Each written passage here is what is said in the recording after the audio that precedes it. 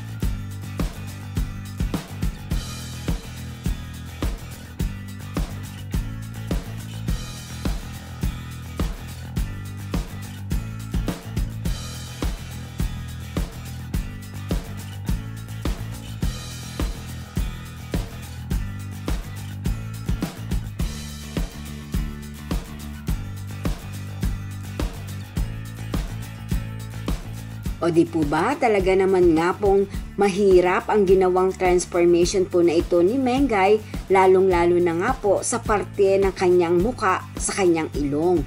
Ayan, mukhang gayang-gaya po ang ilong ni Alan Kay, di po ba?